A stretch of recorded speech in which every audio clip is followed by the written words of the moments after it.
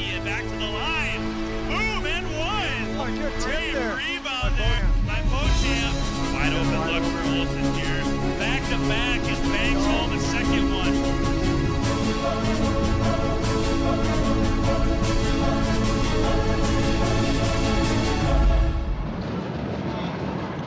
Good evening, ladies and gentlemen, and welcome to the Watertown Civic Arena for tonight's matchup against the 4-4 T Area Titans. My name is Sam Mooney, and joining me in the booth is fashionably late is the handsome and ever-talented Brian Norberg. We're going to give him a couple seconds here to get sat down and get acclimated.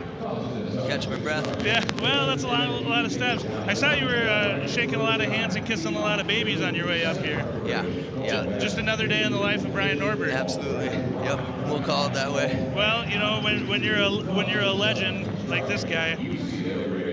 Okay, so now that we're settled in and we can actually talk some basketball here, we'll address the fact that my beard fell off. It'll be back by next week. I like it. Like That's it? good. Yep. Yeah. Okay. Perfect. So we'll get that out of the way now. So we're going to start with the Eagles game, or we're going to wait on that? Well, you know, I've never been happier to see the Eagles lose a playoff game in my life. So, Yeah. So speaking of Titans, let's talk about the T Area Titans.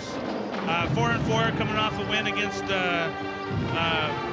was it Brookings last week? I'm sorry, but they're 4-4, coming off a 59-46 win last week or a couple days ago. This team is well coached, powered by Sam Elmas. What else can you tell us about T? You know what? Interesting. You're looking at their record, which they have a good record. I guess let's look at the history of T.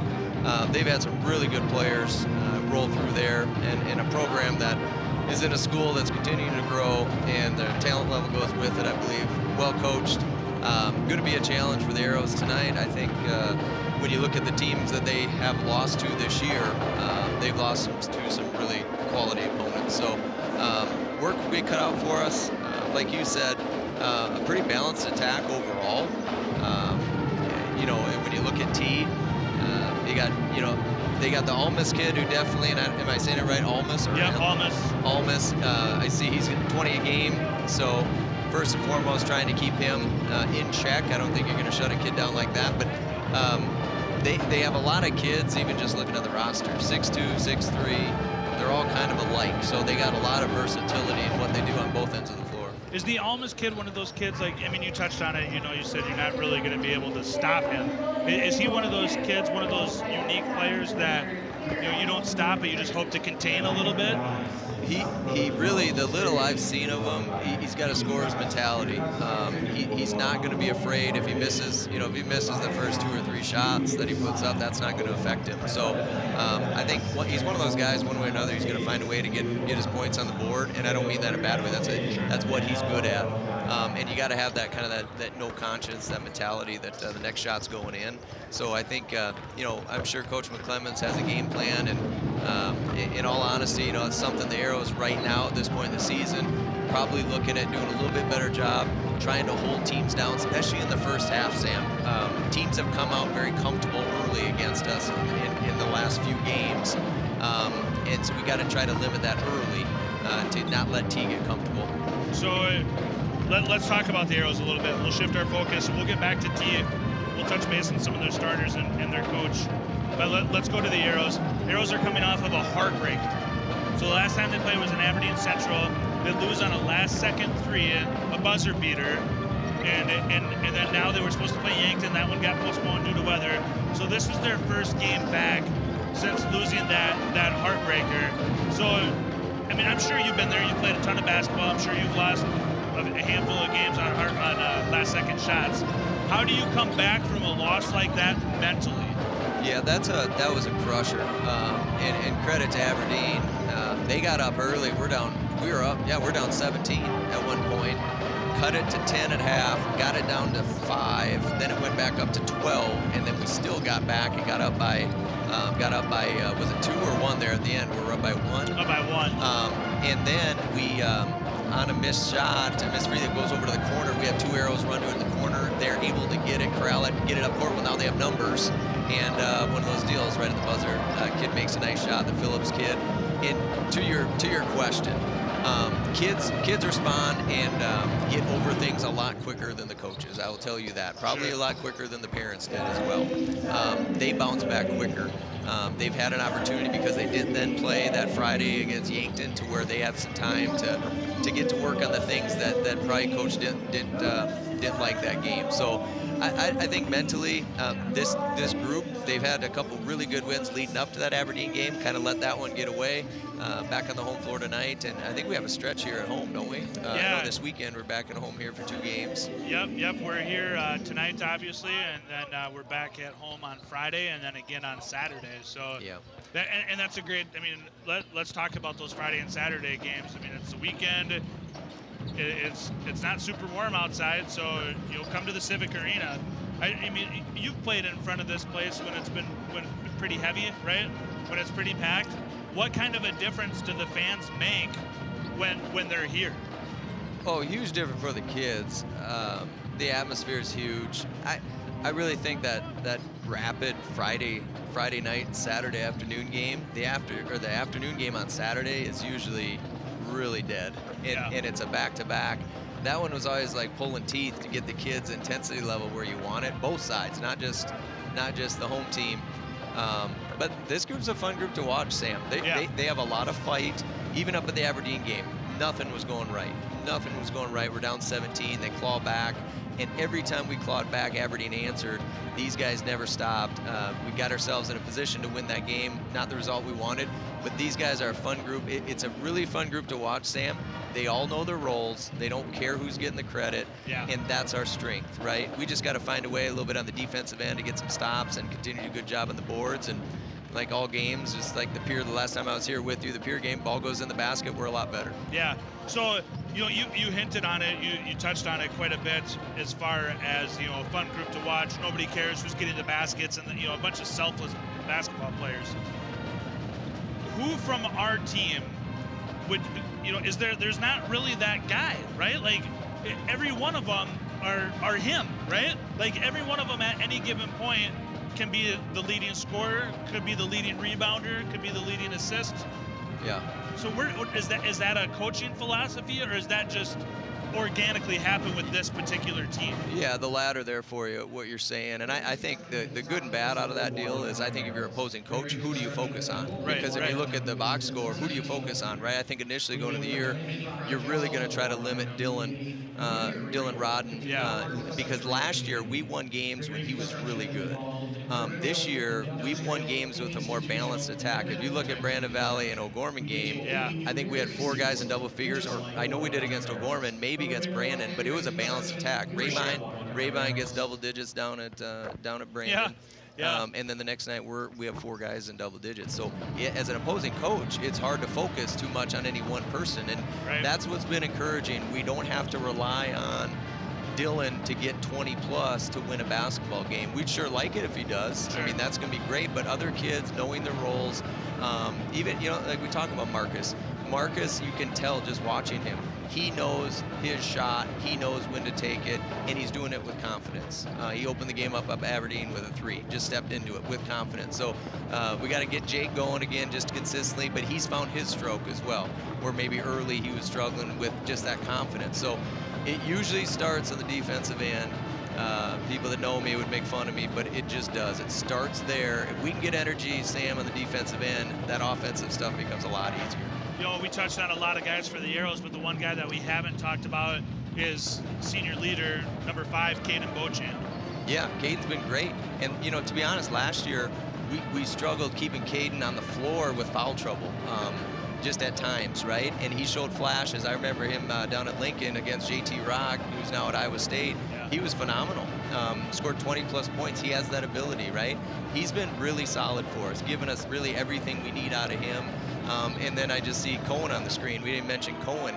We've watched Cohen. He's been playing for 4 years, but we're watching him the last 2 weeks or so. He's a different guy. He's very confident and decisive in what he's doing. So that's exciting. Yeah, and then and then on top of that, the Arrows bench isn't super deep, but it's deep enough, right? Yeah, yeah, we got Torgy and Peyton basically coming off the bench, and again, two guys coming out. And when Coach puts Torgy in the game, he knows exactly what he's going to get out of him. Okay, he's going to bring toughness, he's going to hawk the ball, and he's going to take care of the ball. And Peyton comes in, gives us a little toughness, and is going to essentially do the same thing. And then we got Mitch Olson that can come off and do some things as well. But fortunately for us, we've stayed out of foul trouble for the most part this year, and we're staying healthy. But when we need to dip into the bench, we've had some good production out there. Yeah, and Will Engstrom's another kid that's going to come off the bench, and he could potentially put up 10, 12, 15, 20. Yeah, apologies to Will. I forgot about Willie. Because Will's been great. And it was a few games ago, I'm in the stands watching Will, and he came out. It was a game we lost. It was actually St. Thomas More, which was not a good night for the Arrows. Actually, it was the next night. It was at Douglas. He came out with an intensity that no one else on the floor had. So when he came off the bench, you got it. That's what you want. And he came out with an intensity and energy, and it was noticeable. And Will has played with confidence. And I know early in there he's leading us in scoring, but he has been efficient in everything he's doing. He's cut the turnovers down. He's really doing a good job defensive, but he's a threat. So when he comes off the bench, they know, hey, we got to guard Engstrom, right? So doing a great job. Yeah, absolutely. So let's turn our attention back real quick on T. T's coached by Drew Weber. He's got a career record of 151 and 73. This is his 5th year at T. Highly successful program. He's a family of coaches. His uncle was the head coach of Armor Girls in the early 80s. He got 4 straight titles before being Burnell Glanzer's longtime assistant coach. So yeah, his uncle Rod coached 25 years at Woonsocket. His grandpa Dale is in the South Dakota Sports Hall of Fame, inducted into 2019. So this guy's just got a litany of coaching in his family. You didn't mention his dad, right? Wasn't his dad longtime coach at Flandreau? Yeah, I haven't even gotten to that part. Yeah. Skipped over his dad. His dad grew up in Flandreau. His dad Rick was a longtime boys basketball coach in Flandreau, and then now, fun fact, is a superintendent there. So So there's some lineage there. Yeah, for sure. I mean, he's a leader. Coach Weber's a leader. Admittingly, he might tell you that T is more of a football school versus a basketball school. But the one thing that he did say is he said that they are very physical and that they are very tough. And this might surprise you in this day and age, but they are defense orientated. Yeah.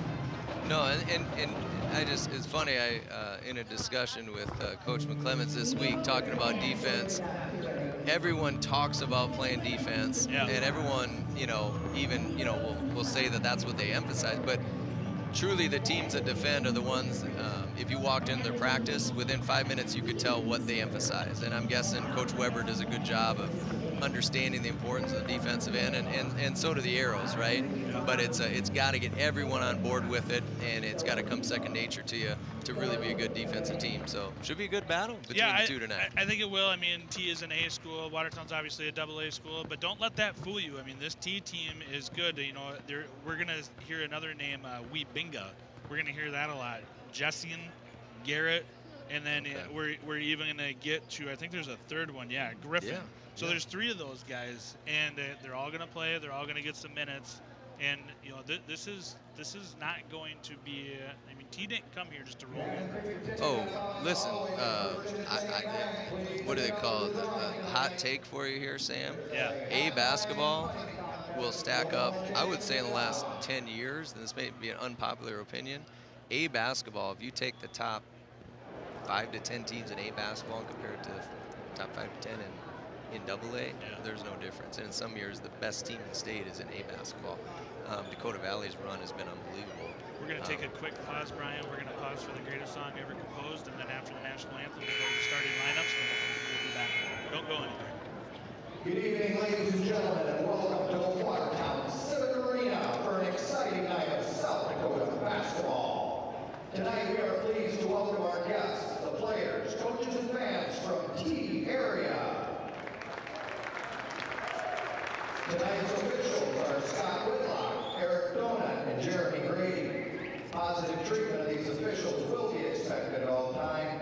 Failure to do so could result in removal from this event. Athletic training services and care of our athletes are provided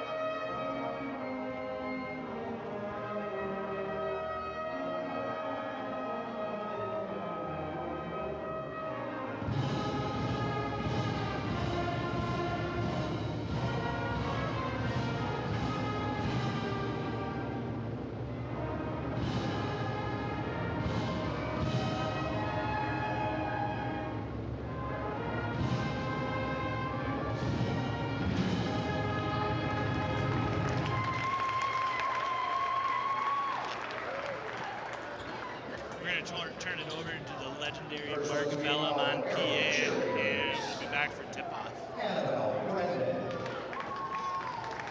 Kendra Buckles, Brooklyn Dahl, Shane Hoffman,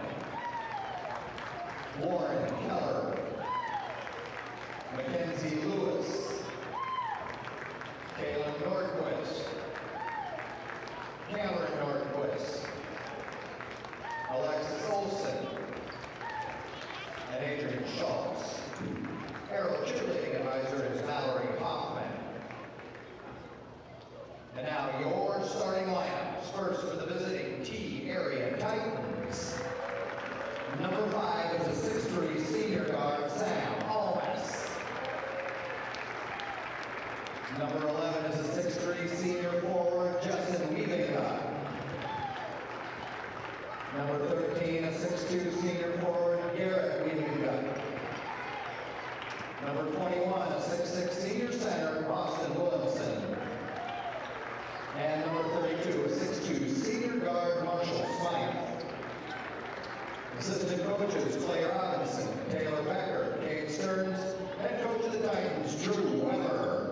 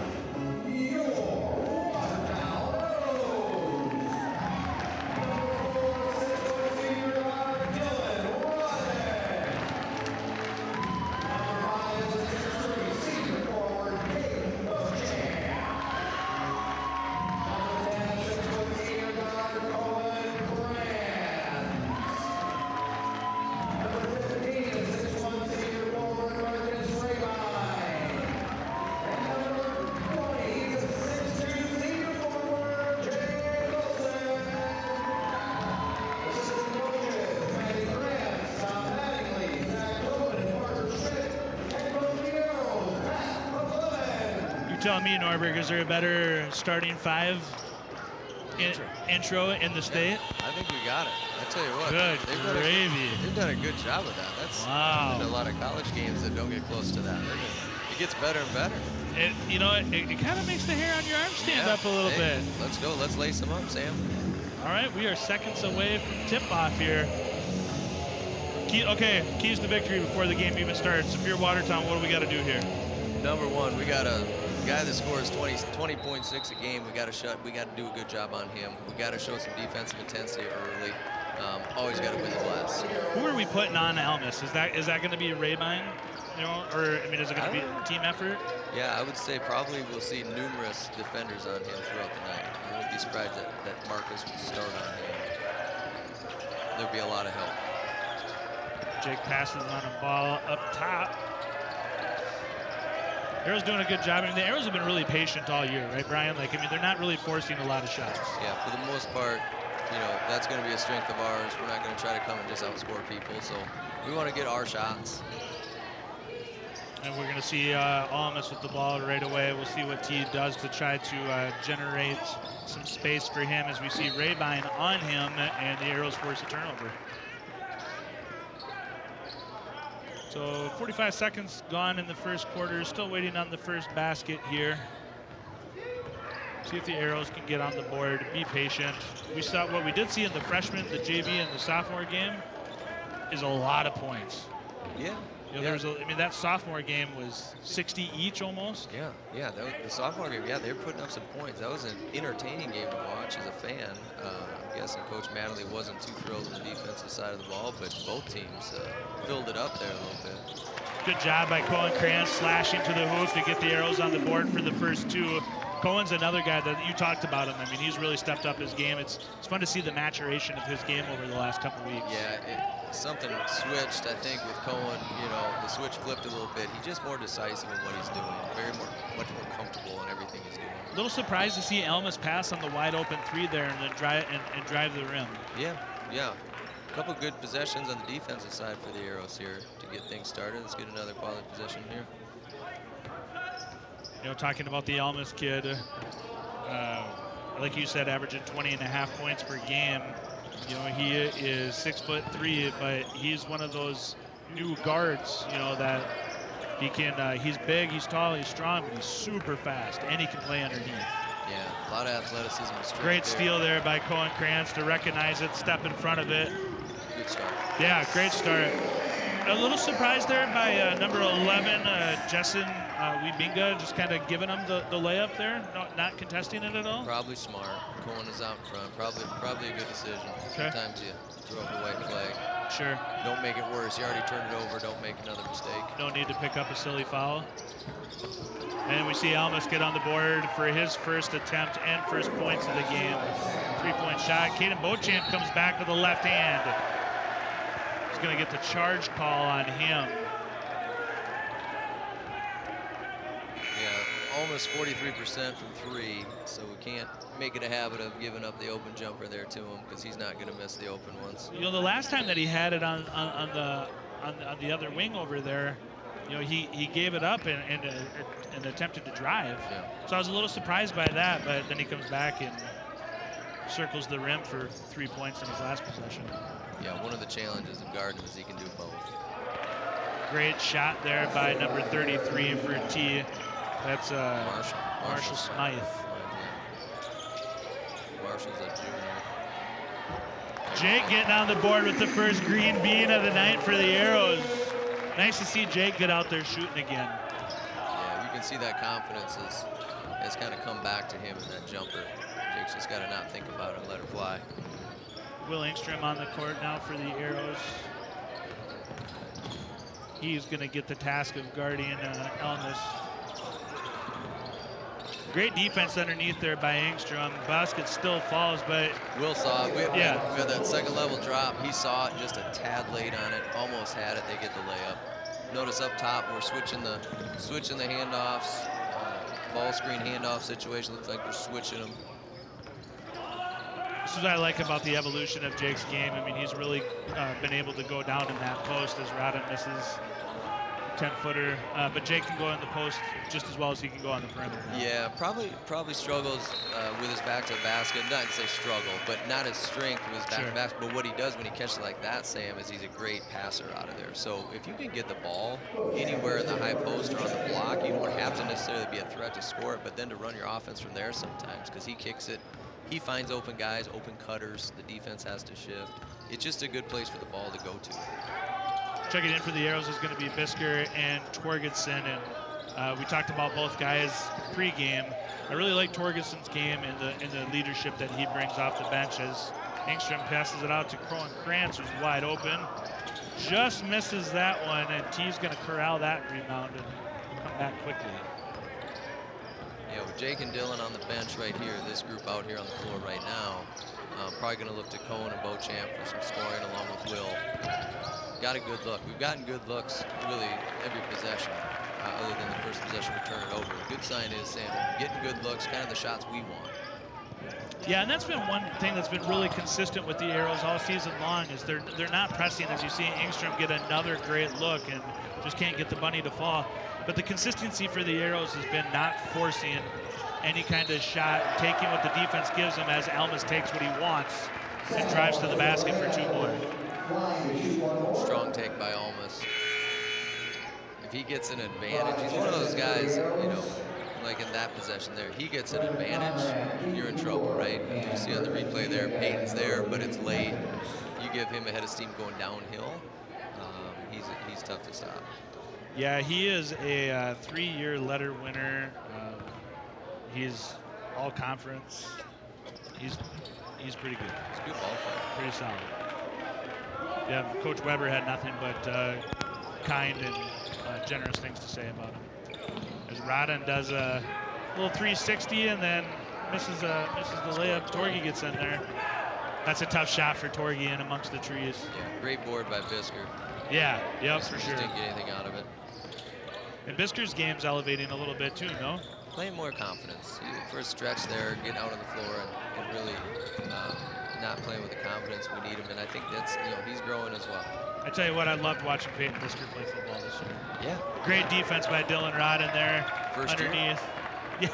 Yeah, I couldn't believe it when I talked to his dad, Brian, who's just a 10 out of 10 person. Well, let's not go too far there. 9.5. If we're talking about Brian, we'll put him over 5. He's a good dude. Good guy. Beauchamp gets on the board with the little hook, little 5-footer. We got to get a little more of that, Sam. Let's get Caden some looks. If he's able to catch it there, let's get more of that with him. Yeah, if he can get Caden underneath there that deep into the paint, he's going to be dangerous if Almas turns it over to Peyton. And we almost give it back. We're going to get a jump ball or a timeout. We're going to get a jump ball. Checking back in for the Arrows is going to be Jake Olson and Cohen Kranz. There is a state champion golfer on this key team. Really? Yeah. Which one's that? That is Keaton Newberg. Yeah. Newberg, number 1. I was looking on the roster. I recognize that name. I saw his scores many times here this fall, summer and fall. He is actually going to what I have to believe is your second favorite school in USD to play golf. Good for him. Yeah. Not everyone can get into SDSU. So. Congrats to him. That's awesome. You can go play college golf anywhere. Yeah, you're a very good player. Boy, Almas doesn't need a lot of separation on his shot, does he? No, he's not shy. Look at Rodden go coast to coast with the left hand. I think that's probably one of my favorite things about Dylan Rodden is his creativity as he attacks the basket. Yeah, he's fun to watch. He gets around the basket like that, Sam. A little Euro step there, but his creativity and ability to finish around the basket is his strength. It really is. His body control and his balance underneath the basket is super fun to watch. I mean, he's all of, what, 140 pounds as Jake gets to the basket for a wide open layup. Great pass. Great offense. Great offense. You score without the ball hitting the ground, basically. Great pass by Will, I believe. Yeah, that was from Engstrom. Yep, great pass. And, you get a high percentage shot like that, you're going to win a lot of games as Almas gets to the line. Then he gets to the basket again for another 2. Got to find a way to contain it. Jake gets a wide open 3 at the top of the key. Splashes that one home for his second green bean of the day. A little back and forth here. I don't know if, you tell me, you are definitely much smarter and better looking than I am, but if we get into this back and forth and this stand in the middle of the ring and just throw haymakers at each other, is that gonna bode well for us? It's gonna give more gray hair to Coach McClemens, and I guarantee Coach Weber isn't gonna be thrilled either. I don't think either coach wants that. I don't think it's probably what the blueprint is for either of these teams. So I don't think either team wants to get into that. I think both teams in the quarter, we talked about getting some stops. But we've had some good offensive possession, both sides. Yeah, really have. Boy, the Almas kid is long. He can defensively. He's just as fun to watch on defense as he is on offense. Dylan shoots up a buzzer beater at the end there and just falls short.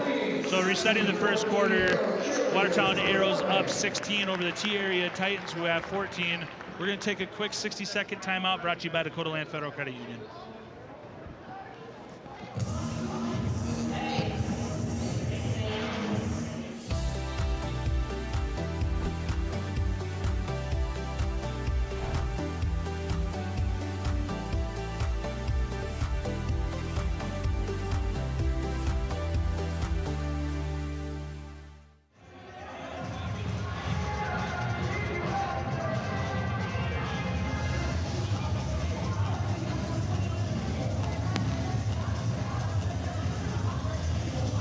Just like that, we are back. Brian, you want to set the first quarter for us?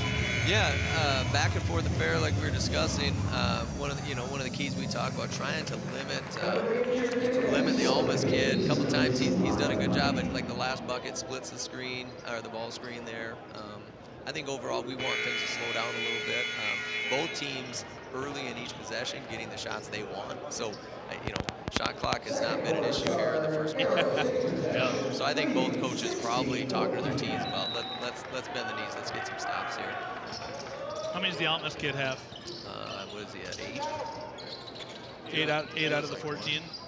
Great pass, just an unbelievable basket by Dylan Rodden. And all he's doing is making us sound super smart with his creativity under the basket. Yeah, super offense there by the Arrows. Super offense, we'll take that all night. That was it was a 10 out of 10 pass. And, you know, we don't see a whole lot of alley-oops in this gym. See if we can get a stop here as we force a turnover. Great job by Rabine, playing tough defense. Arrows up by 4. See if we can get another basket here and increase this lead. And last week we talked a lot about momentum on the broadcast and how basketball is such a game of momentum. Right now, I mean, that pendulum's really just swinging back and forth both ways. Yeah. Great pass by Caden Beauchamp. Phenomenal finish by Cohen Kranz. That's the offense you're talking about. I mean, we've got, 10 points on cuts like this, right? So, we get the ball, if we get the ball down to Beauchamp, right? There's the first one there, the replay. Jeez, Dylan Rodden. I guess I didn't realize how good a finish that was. And then on this replay here, the same deal. We get a great cut. Top-down cuts are killing T right now. I'm sure they'll adjust. But we're doing a good job of getting that ball in that kind of that short corner area or high post area, making cuts off of that. So Kranz converts the back end of the conventional three-point play, extending the Arrows' lead to 21-14. Cohen Kranz averaging, as you can see on the screen there, 11 points per game, shooting 40% from the 3. Big contributor to this Watertown Arrows basketball team. As T does not hesitate, takes no time, and number 13, Garrett Wibinga, bangs home a 3 of his own to cut the lead to 21-17. Boy, and that was a silky and smooth shot too, wasn't it, Brian? Yeah, he stepped into that with confidence, no question. Both teams playing with some confidence early. Boy, Dylan Rodden is just getting aggressive and just slipping right around Almas to put 2 more on the board. This might be and it's early, but this might be the best basketball game I've seen Dylan Rodden play all year. Well, we're all across the board, we're efficient, right? We're efficient right now. Yeah, we're hitting at a high percentage, but so is T. Yeah, both teams. Yeah, T, and the Arrows get the ball down fast. Cohen Kranz goes up, gets fouled. Do you consider that a foul? Is that probably a good call?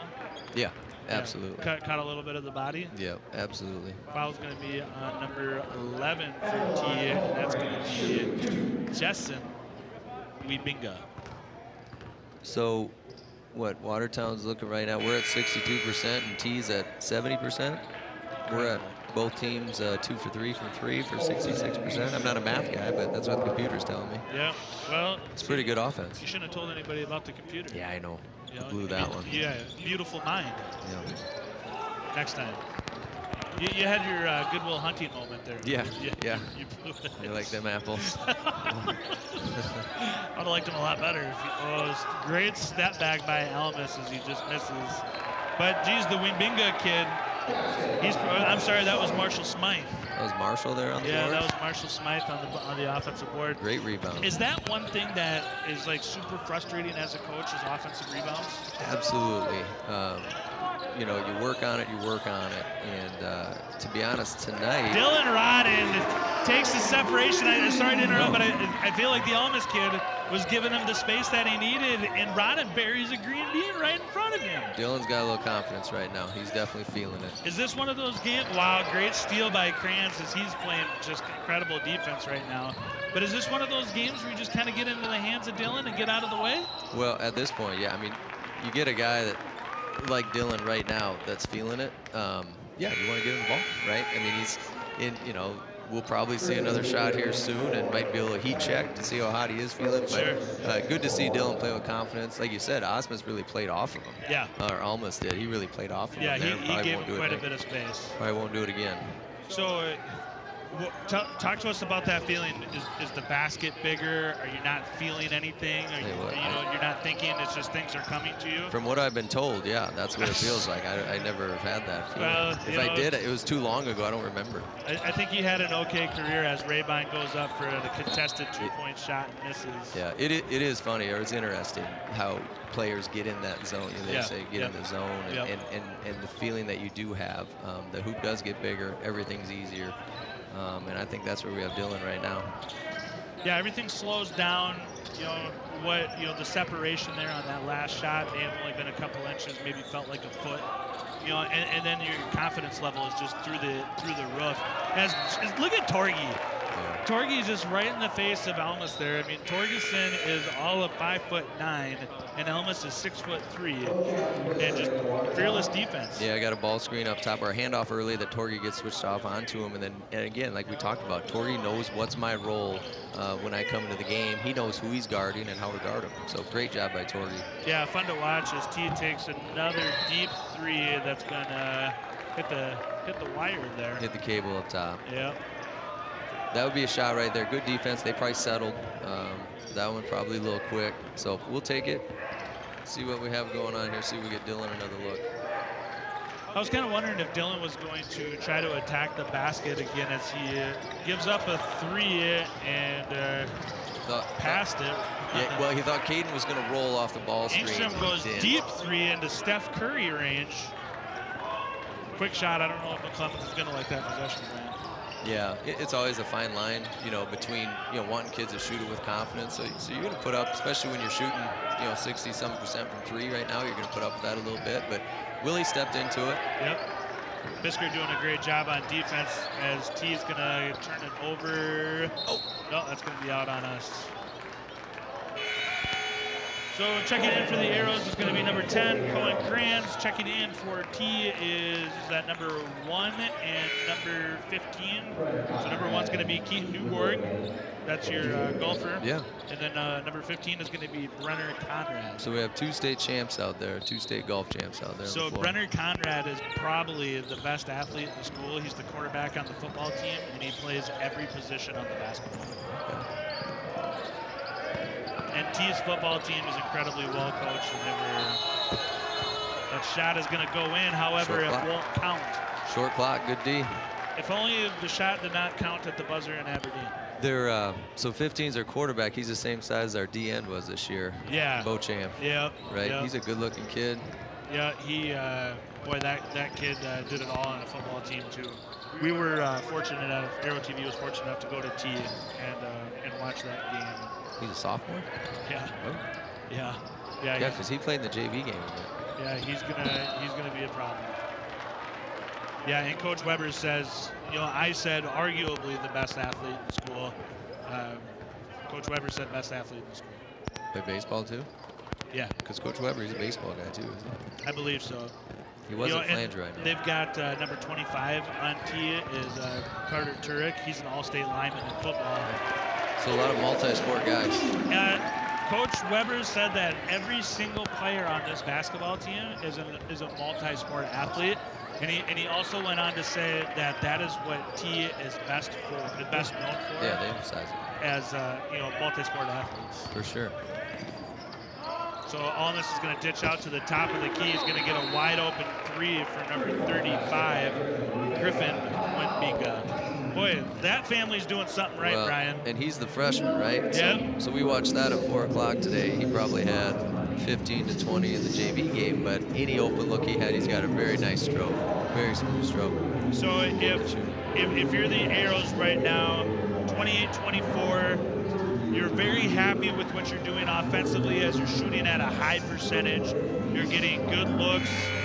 Dylan Rodden is scorching the net right now. But not to be outdone, Cohen Kranz has got 7 points. Yeah, no, we're being able to watch the game from the stands, you're thrilled with how the Arrows are playing. Really both ends of the floor. Energy's good on the defense. Coach McClellan's going to be nitpicking. He doesn't like the last few possessions where we've been a little loose with it, right? Sure. Been a little loose with it, but overall, really good start. Really, you can say for both teams. Yeah, I think if you're both teams, like you're not too terribly upset with how the game is going. little token pressure here, a little three-quarter court, a little token pressure with the trap. Achieved his goal. Yep, Jake panicked there a little bit, Brian. Yeah, we just got caught in the sideline with a little trap. Those are the ones that drive you nuts. Good move there by number 1, that's Keaton Newborg, but maybe even better defense by your Arrows down underneath. Forced a turnover. Jake got in there. Great outlet pass by Caden Beauchamp, and even better defense. Did you hear that? Defense. Yeah, Newborg, good hustle for a golfer there. I tell you what. Great defense by Keaton Newborg. Yeah, really good hustle. 2022 state champion golfer. Okay. We thought Jake had a layup there. That was a great pass by Beauchamp. Yeah, it was. Great outlet. Yeah. I do like the idea of Dylan Rodden passing the ball in. I mean, we talk about his creativity underneath the basket. We saw the three-point play where he just, kind of shot it right in his mouth there.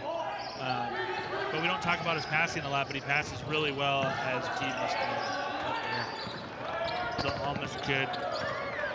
Did he get rim there? I don't think so. Missed that one. Yeah, they reset the shot clock. Talk about Dylan Rodden's passing a little bit, Brian. Well, that's what makes it hard to cover. If Dylan can get downhill, if Dylan gets downhill, got a foul there on the drive. Foul on Jake. Good attack by the Smythe kid there. Dylan's multifaceted, so he's not just a scorer. He's not just a slasher, not just a shooter. He can really pass. And really, in his younger days, like his sophomore year, what I was impressed with watching him was his feel, his vision. His vision's really good.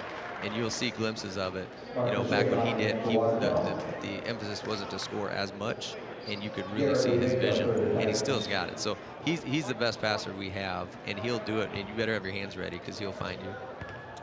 One thing that we really haven't talked about this game, as the second free throw is missed but corralled underneath by T for the offensive rebound. The Arrows aren't fouling a whole lot. They got one team foul this quarter, and they had a good rebound there by Jake underneath. And they had 3 team fouls in the first quarter. Well, yeah, it's been a clean game, right? Both sides. It's been a clean game, not a lot of fouls, kind of what you like to see. There's just been good flow to it. I think we've kind of stalled out here a little bit offensively here in the second part of the second quarter. Another turnover. Just not finishing the quarter like we'd like. Yeah, I think it's important for the Arrows and for the momentum ending the first half, going into the second half. They maintain a lead here, even if it's just a sliver of a lead, right? I mean, if they go into half up by 1. Yeah, either way we're happy. Yeah, either way we're going into half. It's going to be tight. Great defense underneath.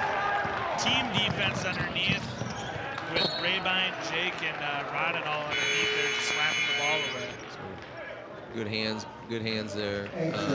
Looks like we'll get the last shot if we want it. Shot clock's off. Guessing Pat wants one here. Like I say, 3-point lead. Let's see if we get a bucket going to the half with some momentum. We haven't scored in a bit. Yeah, and Dylan hasn't thrown up a shot since the wide open one. And I thought he had an opportunity there too. Yeah, he thought about it, didn't he? Well, I think there he also heard coach in his head going one shot. Yeah. I mean, that's a senior, right? Like he's been in this situation before. As he turns the ball over. Good foul. Good foul. Doesn't hurt us as far as we're not going to the line yet. Yeah, no problem at all. You had 4 to give. So 6.6 seconds left in the first half. Don't let the breakaway go. Yeah, this is a question now. If you want to get cute, we have 2 fouls. If you want to get cute on a couple more, just to run out the clock a little bit, you just got to be careful that you're not fouling when the act of shooting. Right. That's why it's always kind of a fine line. Do high school kids recognize how to foul when they're not in the act of shooting here? Yeah, with 6.6 seconds left, you got a cushion of 2. I mean, you could like if he starts puts on the floor now, you could foul. Yeah. We're just gonna play it out. Good defense. Good defense by Rabine as he stays patient. And H is not allowed to have, is not allowed to rebound underneath. At the end of the first half, your Watertown Arrows are up by a score of 28 to 25. We are going to take a couple-minute break here. Brought to you by Dakota Land Federal Credit Union. We will be back for Kahoot and some other fun activities.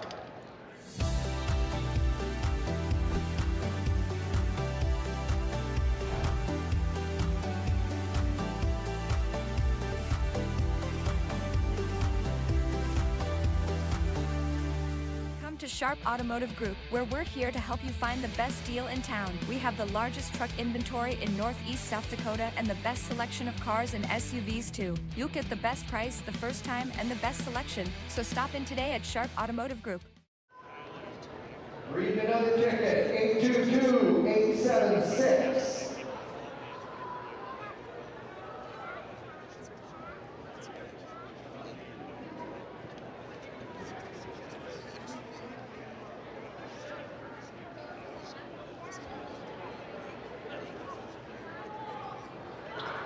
Another ticket, 822-885.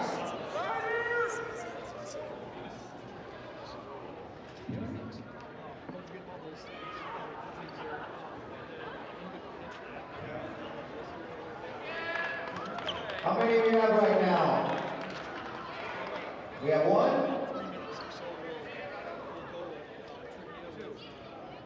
right, okay, guys, come with me.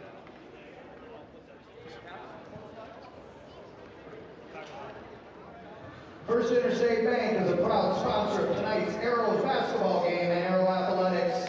To celebrate the Arrows and Arrow fans, Brian, we're going to do a little Kahoot action here in about 3 minutes. How's your Kahoot game? Is it strong? Former teacher, I loved Kahoot. I don't know if I'm any good at it, but I loved it.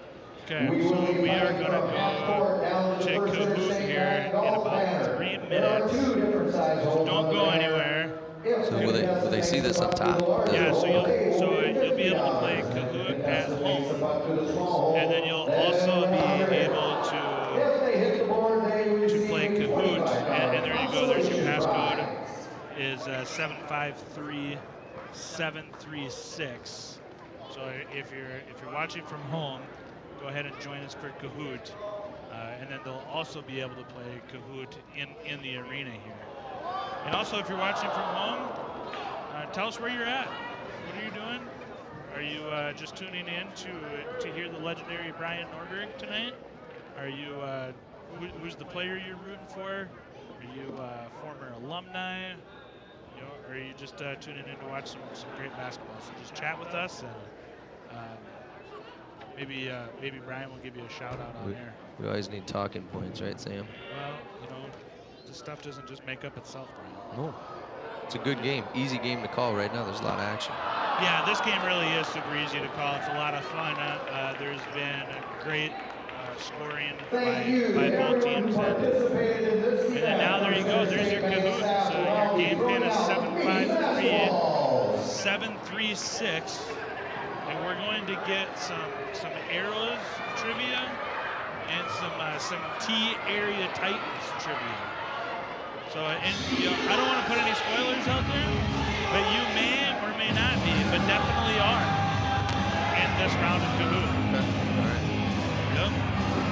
So one thing that we didn't talk about when I first introduced you the first time that you were on is, okay, you know, I listed all your accolades, but one thing that I didn't list on there is that you're part of a Kahoot trivia.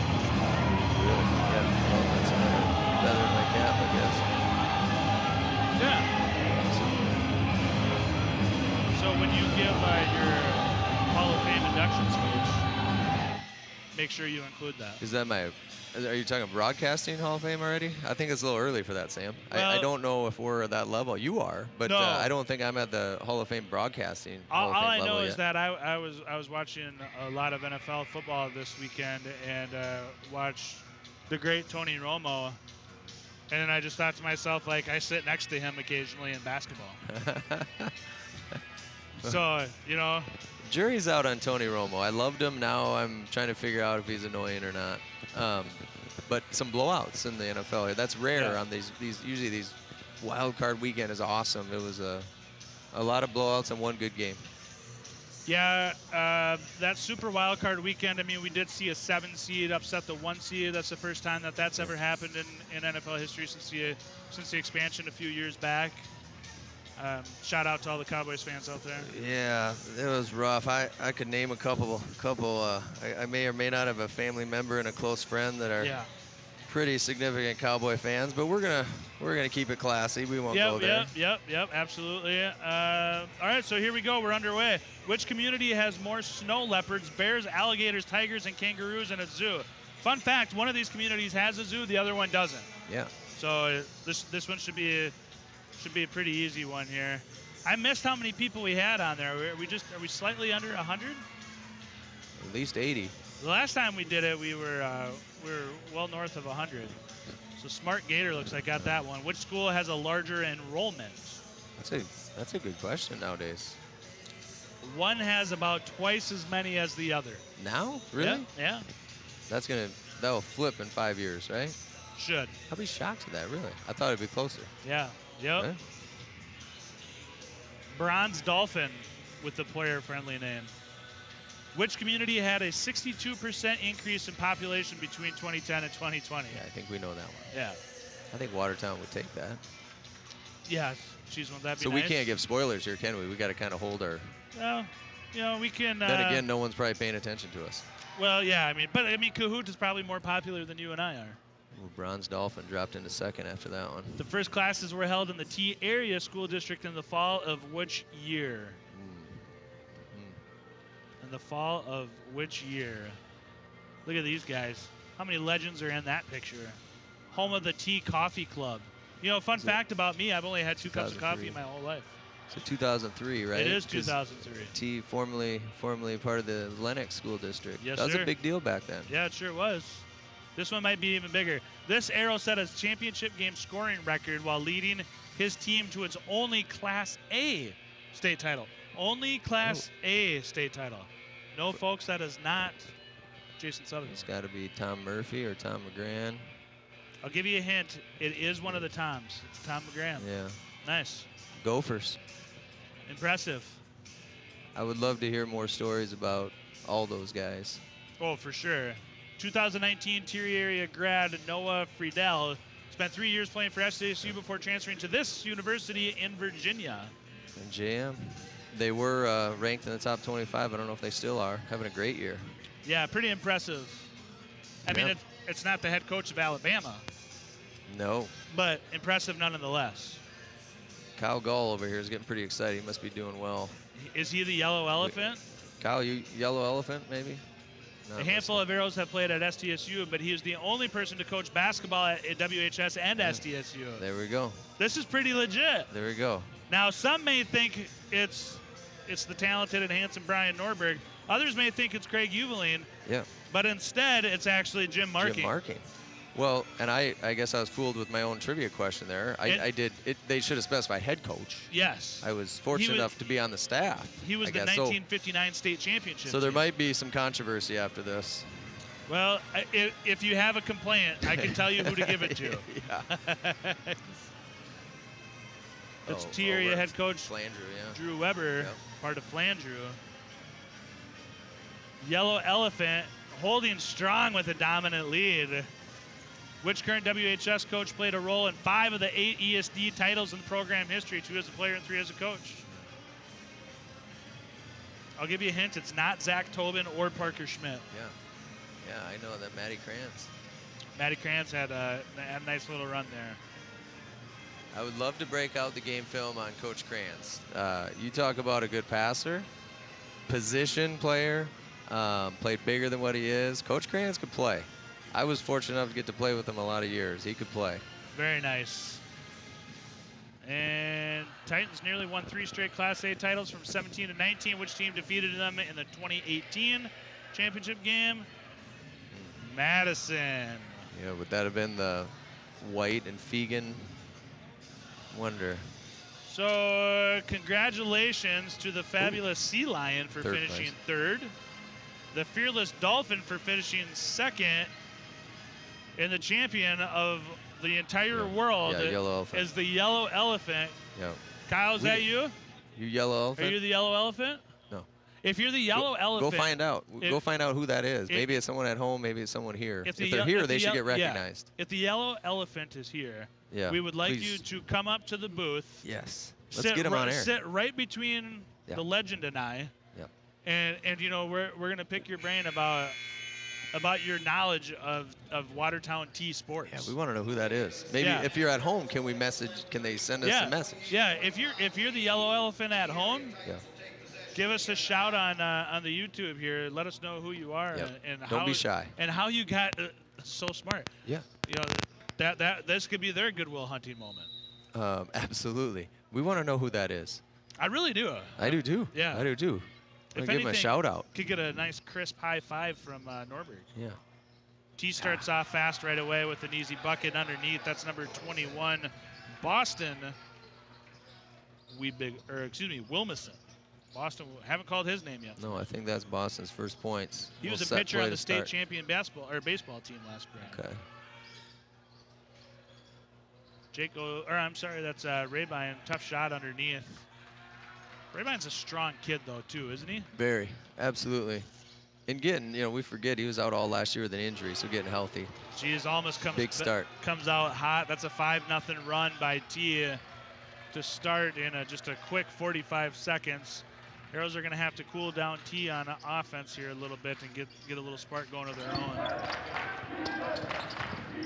Brian, I was talking to Josh Hofteaser our last broadcast, and I asked him as Cohen Kranz hits a wide open green bean for him. He puts us back in the lead. That's another lead change.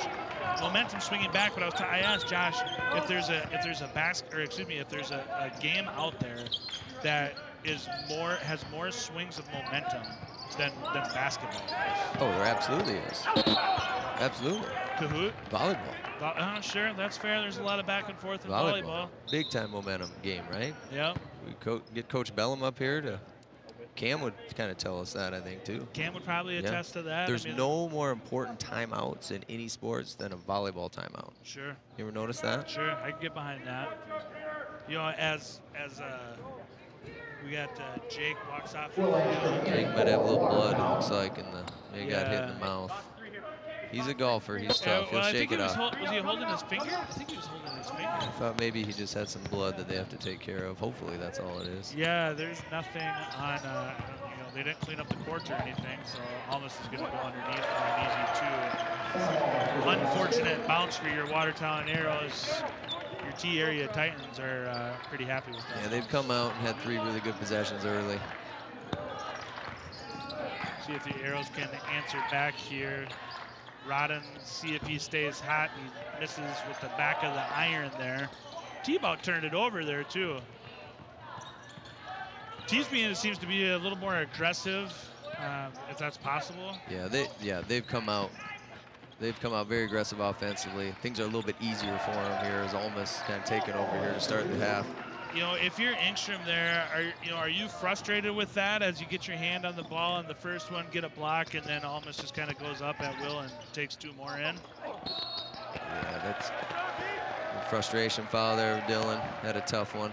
Kind of wanting the foul call, but got caught underneath the hoop in a tough spot. So we got to settle in here a little bit and get them out of their rhythm here. T's come out offensively in rhythm. Yeah, T's come out really hot. It's 7-3 in the third quarter here. They're really focusing on Almas as he spins and drives to the basket, and he's going to go to the line for 2. Yeah, if they keep doing that, we'll have to adjust a little bit. They had Will on him there, but getting him the ball in the short corner, that post area, he's a strong kid. Yeah, for sure. That would scare me more than guarding him on the perimeter. If they start getting the ball down there, that's a tough cover. Are you, Arrows are man-to-man right now, right? Yep. So do you, with this hot start by T, do you consider switching to a zone? At some point, Coach Mack has mixed that up this year. We've had some pretty good success jumping to a little bit of 2-3 zone at times. That's the second board we've given up on the free throw tonight. But it wouldn't shock me, it wouldn't surprise me, just to get him out of rhythm sometimes, especially if Almas is hurting us in the paint, right? Either that or we're going to have to come with some help early if they are focusing with him getting touches in the paint. Good attack by Dylan. Caught Almas with his back to him. Yeah, good job by Rodden with the creativity. Paul Robson, we missed his shout out here at the beginning. He said, "What an intro! Nice work." And speaking of legends, the legendary Stuart Stein chimes in and says, "Nice job, fellas. Good commentary. Appreciate Stuart's support there." Speaking of good golfer. Yeah. You want to talk about a good golfer and some golf stories? So Stuart, anybody that knows Stuart knows that he's a sensational golfer, and the man literally travels the world golfing. Yeah, him and Mark. Goes to Scotland with his dad. Yeah. And you know, in Ireland and whatnot. But with all the rounds that he's golfed and as incredible of a golfer as he is, he's never gotten a hole-in-one. Yeah, that's surprising. I think him and I have talked about that before. Stu is good a golfer as he is, even a nicer guy, right? Yeah, just speaking of tough shot. Incredible, boy, that's great defense. Yeah, that's Amy Bennett Smolik waves and says hi from the Yellow Elephant. Oh, really? The Okay. Yellow Elephant Congrats. comes in. Amy Bennett Smolik. Amy Bennett Smolik. Congrats, Amy. Yeah, Amy, that is just, you know, I've seen a lot today, and I talked to a lot of people today, but that might be the most impressive thing I've seen all day. Yeah, and I don't think we want to shortchange Amy here, but we're a little surprised that we maybe didn't know this, because her knowledge of not only Watertown but tee information. Yeah. So nice work. So yeah, great job from the Yellow Elephant. Can we verify though? I mean, how does Amy verify that she is the Yellow Elephant? I feel like she's probably a woman of high character and integrity. If she's listening to us, obviously she probably is. Yeah. Or she could be. I mean, it could be questionable decision-making skills, by listening. Yeah, that's true. So I think I don't know what our numbers are tonight, but the fact that it's as cold as it is, I think there's a lot of people more than happy to be in the living room watching tonight. We'd love them here in the arena, but since they are at home, kind of staying warm, we're happy they're with us. Yeah, for sure. But that being said, I would highly encourage everybody to come out for this Friday, Saturday games that we have this weekend. The atmosphere at the arena is fantastic, and Aero TV offers you an alternative option to view, and we take pride in what we do here. But nothing will be better than the live game action. Great hustle by Bisker. Him and Jake both going after it. Bad bounce. Yeah, number 15 knocks that one home. That's Brenner Conrad. Arrows turn it over again. And T going on a little bit of a run. Yeah, we started, in the first half, they had 9 turnovers. We had 4. Both teams shooting right around 60%. Now here in this half to start, they're probably, I don't know what they are for the half, but they're shooting a much higher percentage, and we're turning it over. So a couple old boards here too. One thing I would like to know, if there's anybody from T that's listening that can tell us if Sam Almas is committed to playing basketball at the next level, yeah, I don't know. or if there's anybody talking to him, I'd be curious to see what his future plans are. He's a good basketball player. He's what's impressed me tonight, Sam, is his strength, right? He's definitely skilled, can shoot it, just can flat out score. His strength is what's been impressive to me.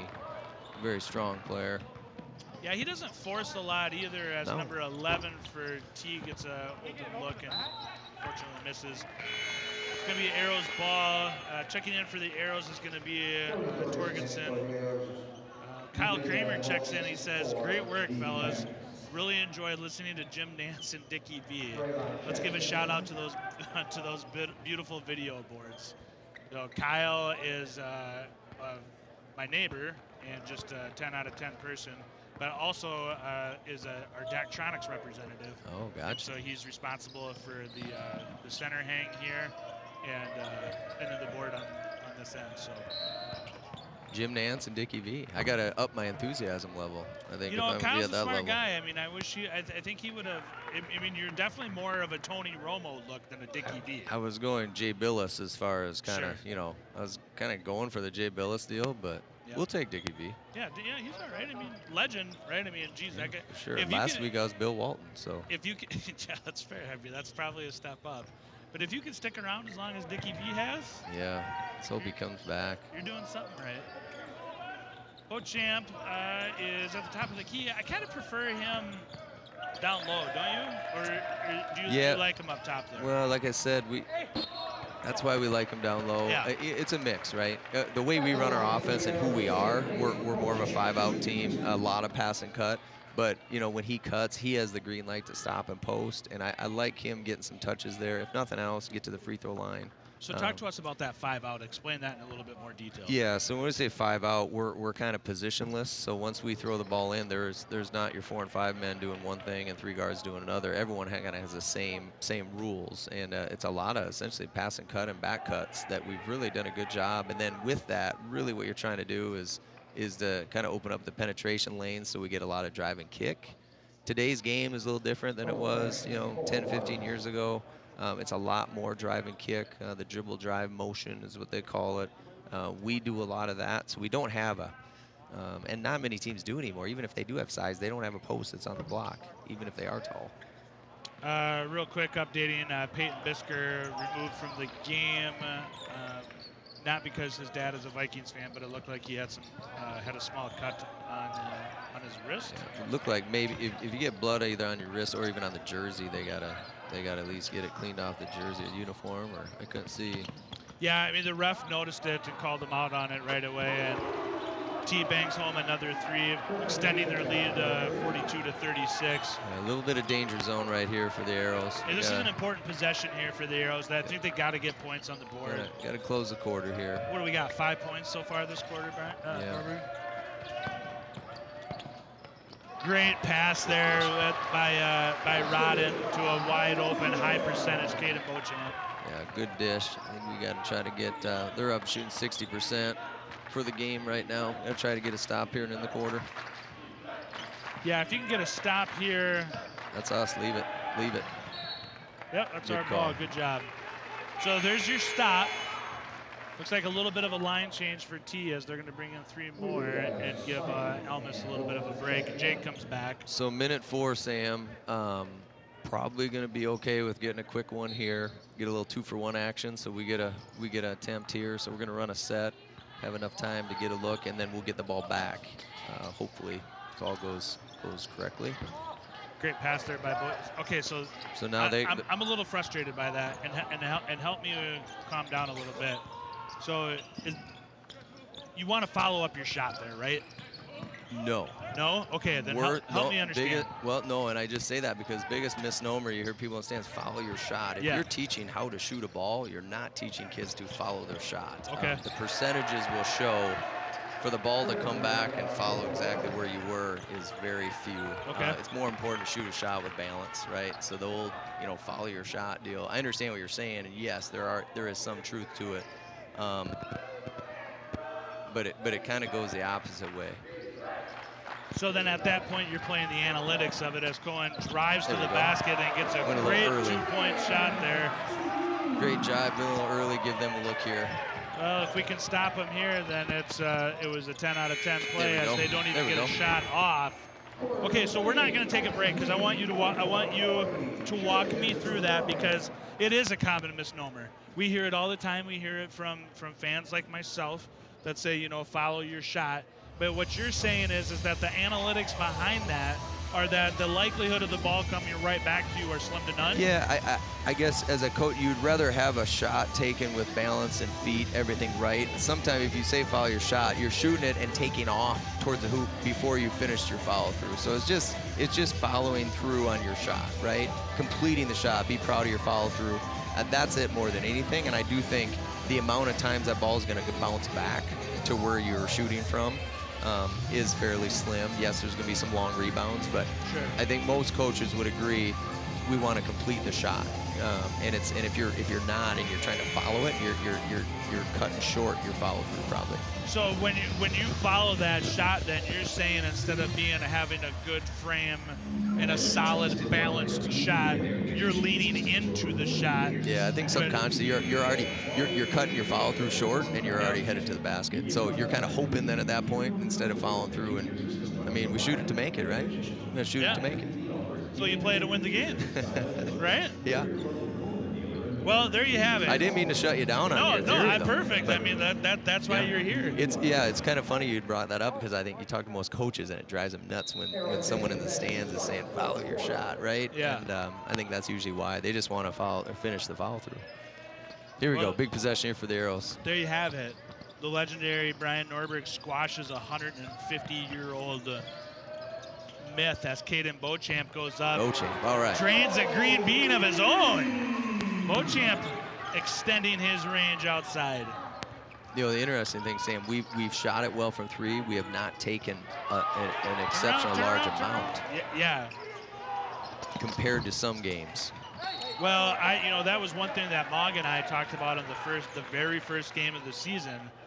And I asked him very specifically, very directly, is this team going to live and die by the 3? And so I'll ask you the same thing. Yeah, and I really credit the coaches and the kids. We easily could live and die by the 3, but I think they found a very nice balance of scoring without just relying on the 3. There's going to be nights where we take a lot of them, but right now we're 6 of 11 for 3. That's a really good number for us. Great attack by Rabine and just can't finish. Almost a really good left. Oh, we'll take that though. I mean, if he can get that look, that's going to fall 9 times out of 10. Speaking of legends, the legendary Brandon Huth over here looking on over by the bleachers there.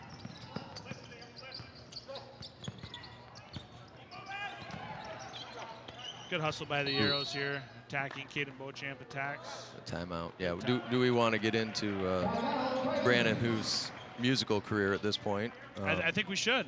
Well, between him and Matt Paulson, I mean, they put on quite a show. They're really good. I hate to compliment both of those two, but they are really good. If you haven't had a chance to hear them, My Monday Regret. Yeah. Free advertising we're giving them right now. Yeah. Well.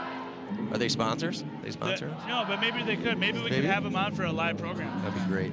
I don't know if you know this about Brandon or not, but he's a Cowboys fan. Is he? Yeah. Yeah. So he's Daubers down a little bit today for him. Yeah. He probably doesn't feel like performing a whole lot. But that being said, and I say this about Tyson Zemlicka all the time, if the worst thing that I can say about you is that you're a Cowboys fan, then you're doing a lot of good things. Yeah. It's true. So. Very true. Yeah. Could be worse. Yeah, it is. I enjoy being able to talk about people when they're not listening to us. It's kind of fun. Poor Brandon's over in the corner, has no idea we're talking about him. Yeah. Well, we're being nice to him. Yeah, of course. Have to be nice to him. He was great with me in football. Gave me a lot of knowledge. Did he? Yeah. Yeah. He's over there with Coach Tracy, I believe. There. Yep. Almost Kid is gonna. Strong move. Boy, that is a strong move. I think it's impressive when you can drop your shoulder like that, get yourself some separation, and elevate and stay up there long enough to get the shot in. Yeah, I mean he's hurt us tonight around the basket, right? I don't. Has he made 1 or 2 threes? Yeah. Made 1 for sure, but he's really hurt us just at the hoop. Little 5-on-5 crime there as number 5, Caden Beauchamp, gets the foul. And it hits the conventional 3-point play. It's going to extend the lead to 47-43. See if Dylan wants to attack here. Jake thought better about it. Pulls it back. Haven't called Cohen's name in a hot minute. Good spacing from the Arrows. Nice patience. Moving the ball around. Looking for something a little high percentage. Plenty of time. 7 seconds is an eternity in basketball. Nice little hezzy by Rodden. He attacks the basket and hits the back end of the iron. Wide open look for T in the corner that misses. Another O board. Yeah, fortuitous bounce there. I mean, what do you do there, right? Yeah. I mean, that's not a lack of hustle. No, like what you're saying earlier, that one came right back to where he was. Yep. It was just a fortuitous bounce right to him. Does a good job of attacking the basket there. Good rebound. The back of their iron. Is that something that, I mean, how do you feel like that the Arrow boys box out? Is that something you feel like that we do a pretty good job at? Listen, we've gotten better and better. We really, if you look at our numbers, going into the year, it's one of Coach McClellan's biggest concerns. We have rebounded very well. I know against Brandon Valley and O'Gorman, we beat them on the boards both games, I believe. And that's huge because those two teams, to beat them on the boards is not easy. Deep one here from Dylan. So Dylan hit, I mean, that was a deep shot. I mean, like we hinted at it a little bit earlier. I mean, borderline Steph Curry range. Him hitting the front of the rim like that, drawing that iron. Is that a fatigue thing, or is that a distance thing? Possibly. It was just deep, right? I mean, he was just a little further back than what he would have preferred. So probably settled there. I don't know on the clock there. We had enough time to get a better one, but that one was just deep. 32 minutes in a total basketball game. How many is a lot of minutes? How many is a lot of minutes for a high school kid? To play? Yeah. Oh, there's high school kids that play 30 minutes. I mean, 30. There's different kids, different situations. But Dylan, I don't know if he's been out more than a couple minutes tonight. Big take Jeez, there. what a great play by Dylan Rodden as he goes up with 2 hands, up amongst the trees, and buries it. Yeah, there's your body control there by Dylan. Great finish. Hanging around here.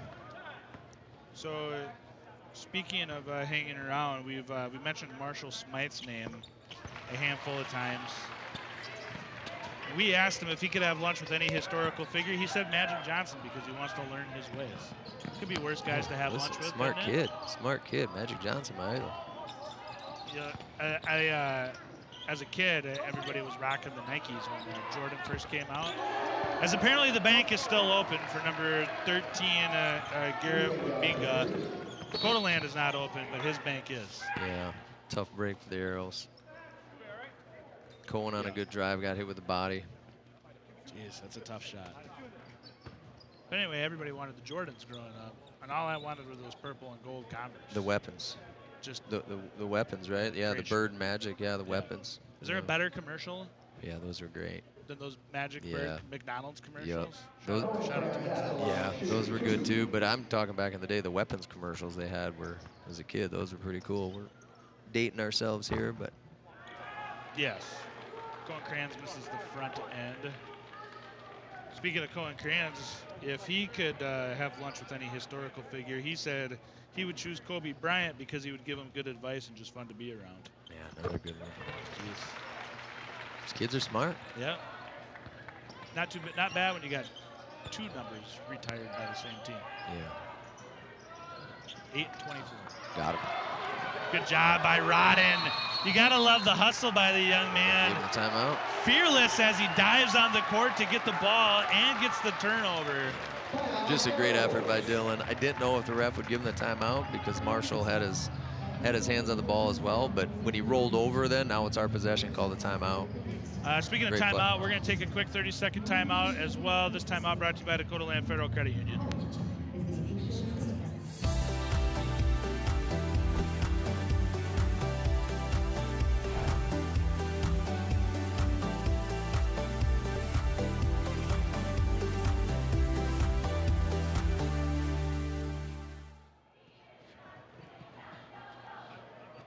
Brian, earlier we talked about Brenner Conrad and being the best athlete in the school.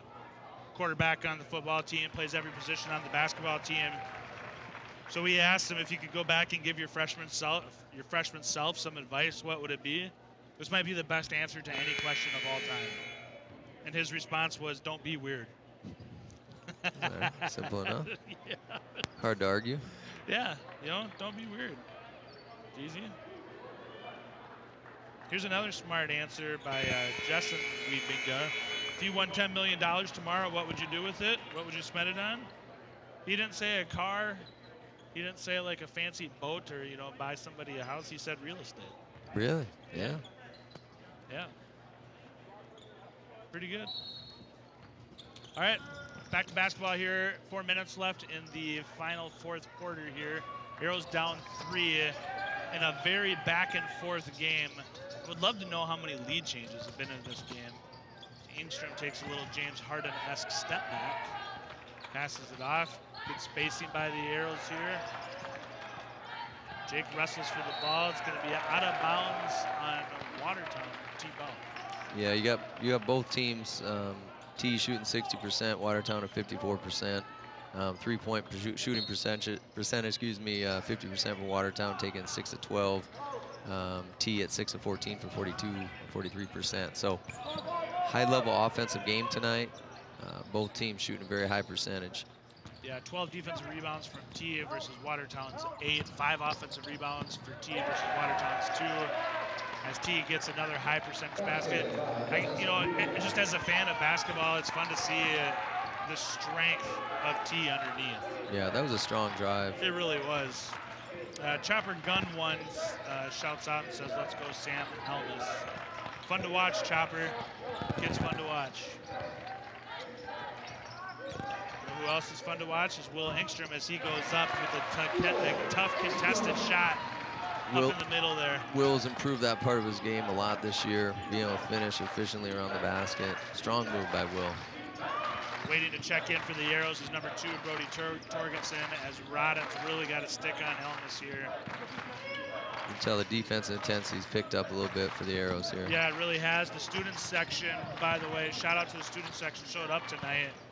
Great contest by Jake there. Cohen's doing, I thought we had a timeout by Coach McClemens there. Instead, it's going to be a jump ball. Student section showing out tonight. You got jersey night? Looks like you got jersey night. Yeah. I'd say half so-so participant. No, they're doing well. Yeah. It's just so cold, have them have their coats on. Yeah. No, I think I always like the jersey night. Hard to go wrong with the jersey night theme. But there might be more students here tonight than there has been any other game. Good student section tonight. Now they got to make some noise.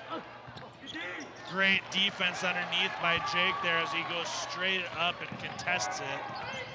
Not allowing the basket and keeping this a one-possession game, and Rodden just slips through like a hot butter through knife, or like a hot knife through butter. That too. Right down the middle of the court and gets 2. Yeah, Dylan's done a good job of getting downhill, being aggressive. Love to see it. Be nice if number 4 here can sink this one in and tie this game up at 52 each. Back of the iron for Rodden. We'll take the 2 though. And we'll take the hot butter through knife. Helmus is going to get real aggressive here as he steps back for a 3. Really good defense by Cohen. Yeah. It would have been an unbelievable shot by Helmus. I mean, every shot he puts up, you got the feeling it's going in. I mean, that was a great job by both guys. You know, he just doesn't get it to go. Cohen did a good job. You almost hold your breath a little bit as Cohen Kranz goes up for a green bean of his own and sinks it. Cohen Kranz is feeling it. Hey, 2 good possessions. Cohen, those 2 possessions, Cohen, just to be able to cut him off, right? Because Helmus wants to get on the floor. We've talked about how strong he is. Yeah. And then we see on the replay here, Cohen just filling back behind the dribble drive. Boom. Cohen has been really an unsung hero of this basketball team all year. Well, and credit to Cohen. He's doing it. He's not a high volume guy. So what I mean by that, Cohen, to get what he's getting, would you say he's averaging 11 points a game? Yeah, To get those 11, he's only taken X amount of shots. I don't know what they are, but he doesn't need 20 shots to get those 11 points, right? Or 15 shots. He's high efficiency. He's really shooting a high percentage, especially the last 5 games. But that defensive play there and then to capitalize, it's nice to see a player get rewarded. Yeah, for sure. And you know, I hate to go back to football, but Cohen was an unselfish leader on the football team too. I mean, the ball didn't get thrown to him a ton, but that man would go out and block and open up holes for Juven. So I appreciate Cohen's game, not only on the basketball court, but also on the football field. There's just about 90 seconds left of this game as the Arrows are clinging to a 2-point lead. Yeah, hold on, ladies and gentlemen. We're in for a fun finish of basketball here tonight. Finally got over the hump. That's our 2nd team foul there. Just a note here, T's sitting at 4, so the next foul, you know, this different rule change now. It's just interesting how that changes at the end of game situations. Yeah, so that'll put us in the double bonus, which there is no double bonus, but we get 2 shots now on the way all the way out. Good defense by Rabine there. I thought maybe that went off his foot, but no. Yeah, we just tough break there. Yeah, I feel like the T's getting some fortuitous bounces here as the game continues on. Jake trying to charge the charge there. Yeah, old boards have hurt us here this half. Just too many loose balls have gone to T. Good job by Cohen to make sure to get the ball out of Sam's hands. Number 11 for T is Jessen Wimbinga. He does a good job of drawing the foul. Yeah, 2nd leading scorer for him. Strong player. What does he have tonight? Where's he at? He's just at 4 tonight. Correct? Yeah. Jessen's also the one that said that if he had $10 million, he would invest it in real estate. Yeah, he knows real estate. Yeah, if you got it. Yep, for sure. His favorite subject to study in school is history and film. Opens new lens into your view of history. Smart. Chance to tie it up here. Back of the iron, and another offensive rebound for T, and T is going to take this opportunity to reset. Yeah. Win or lose, we're going to look back at a couple of possessions here where we just couldn't get the defensive board. The offensive boards right now are really hurting the Arrows in late in this fourth quarter as this game's winding down. Yeah, I mean, the stats we have here, I don't know how accurate, but we're down 8-11 on the boards. It doesn't break it down for offensive boards, but it's been a killer here. So Brian, there's just under 60 seconds left.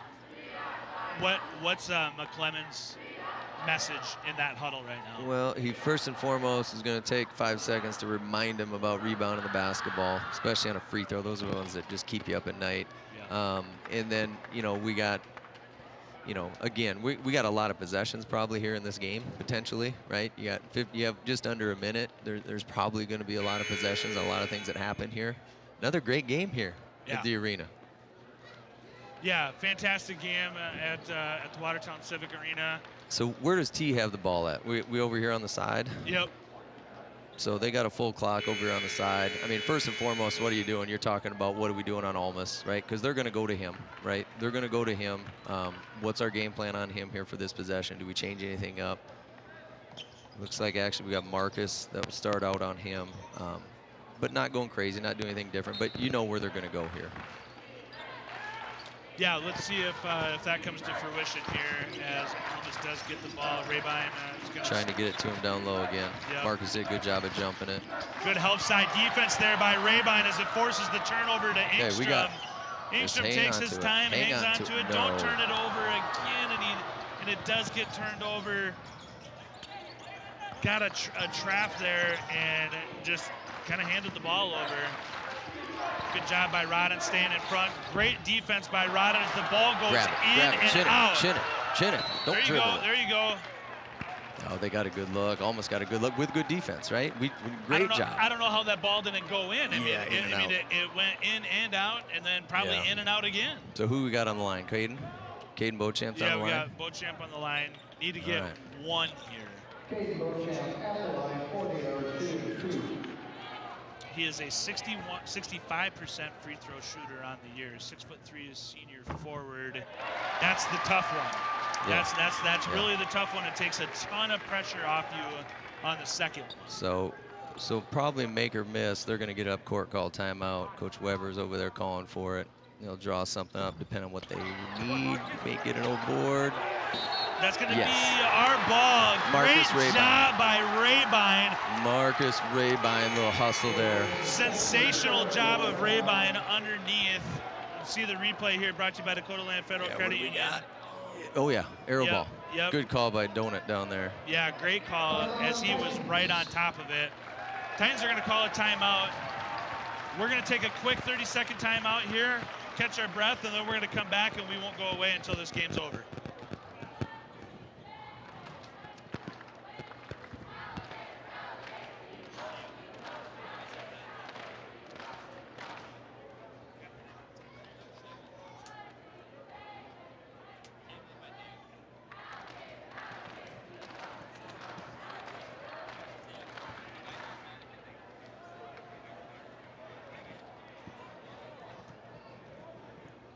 Okay, it was a short break, but we're back.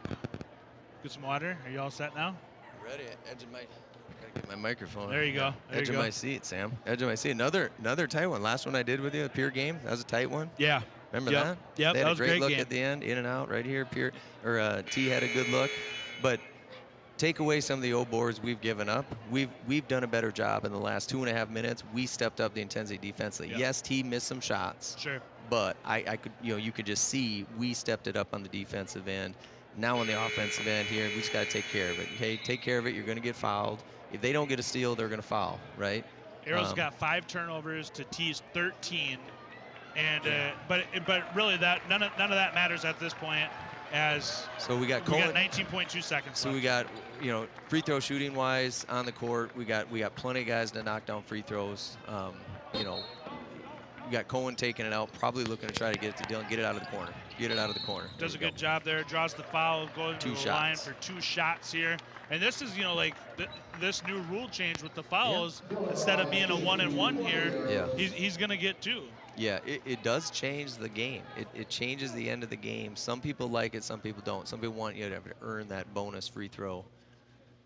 Rodden does a great job of getting the first one as Beauchamp's going to check in on defense, and Jake's going to check out. A little bit of a line change for T. 56-53, a 3-point lead as Rodden's going to shoot one more with 17 seconds left. It was a big one to make it a 2-possession game. Boy, that first one was huge.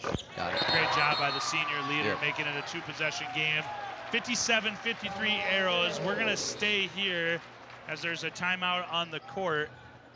So now if you're T and you're chasing 4 with 17 seconds left, what's the message? So you're going to attack. You just want to get 2, right? You're down 4. You don't need a 3. Right, right. McClemens is telling them right now we're at 3. So we can foul once. We can foul once more on a non-shooting act and be okay. Sure. On T's side, I'm getting it to Almas and attacking. Yeah. Because really, in Watertown's case, you don't want to foul. So you're going to attack the rim. If they're dumb enough to foul, great. But we're going to get to the rim, then call a quick timeout. They have one more after this. So there's a lot of time left, right? Would it behoove T, instead of calling that timeout right away, to get the ball across the half-court line, or at this point doesn't it matter? Yeah, no, you want to call it there. You just know the situation. Ball goes in the basket, so you know what it is. Call a timeout and really to spread things out a little bit and just get the ball. Try to get a kid, probably Almas or Smythe going downhill, because you can get a quick bucket and really still have 12 seconds to go after a quick timeout if it works out well for T. In Watertown's case, keep everything in front of you. Right now, it almost catches it, fine. He just doesn't catch it going downhill. Sure. Maybe double him. Maybe have him get rid of the ball. Probably don't need to when you're up 4. Oh, great pass. Hands up and an easy 2 from T. Quick timeout. So I was wrong. It's 13-7 left. Boy, that took 4 seconds off the clock. Credit to T. Coach Weber threw up a beauty, right? We kind of fell for it, but got caught a little flat-footed there on defense. Beautiful play call. Yes. To get it going downhill though. And if you're Cohen's smart. Yeah, Cohen's smart. Yep, that's what I was just gonna say. Either hammer him early, which he didn't have a time to, otherwise get out of the way. So there might be some people that are at home watching that and going, why isn't he playing, or why isn't he? Yeah, because the last thing you want to do is give up 3 there. Right? Exactly. You don't want to get an and 1. So Cohen did the right thing. If he could have met him earlier, then you can foul, but you make darn sure that he's not scoring it. Yep. But 100% agree. Yeah, T got exactly what they wanted there to catch it going downhill. Good execution by them. Yeah, great play call by Coach Weber. Great execution there by T. I didn't see who made that shot by T. Marshall Smythe. Smythe made that one. Yep. Smythe plans on doing sports marketing because he gets to talk about sports every day. Fun fact, I knew Marshall when he was, 6th, 7th grader. 5th, 6th grader maybe. Okay. And some AAU basketball. Marshall and his family, great family, good athlete. Really good kid, competitor all the time. I think he really is a pretty good football player, if I'm not mistaken now. Yeah, I'm not sure there's a guy kind of fun to see him as they grown up. All right, here we go. So Cohen's going to bring this one in, gets it to Rodden. T is not following. Arrows turn the ball over, get it underneath to T, and it's going to tie the game up.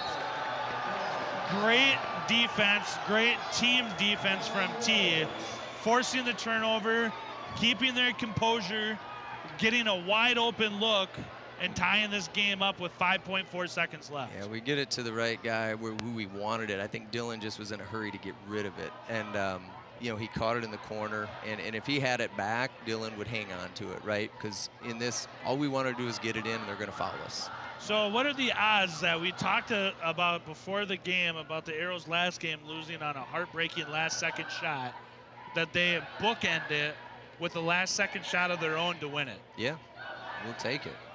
We got plenty of time here. They put 6:08 on the clock here. It was at 5.7. Now it's at 6.8. So all the time in the world. kind of reverse it now. I mean, what we want is Dylan to be able to get going downhill. They're going to do a good job of trying to take it away from him, but a lot of time.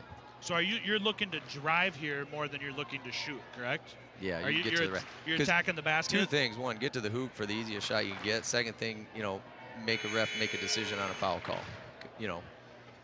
There's kind of two benefits of getting to the rim here at this point. It may be a penetrating kick. We might get a 3 out of it, even just because that's the open shot.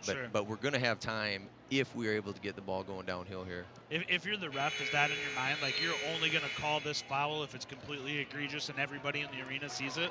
Listen, everyone's different, but they're going to call what they see. But I don't think any ref is looking forward to deciding the game, right? That's not what they want to try to do. So if it's a foul, it's a foul. They're going to call the way they see it, but they're not going to want to decide the game. Let the players decide it. Cohen's going to inbound and right back get to it Cohen. into Raybine. Right back to Cohen. Cohen goes behind the back, turns the ball over. There's 2 seconds left. Overtime.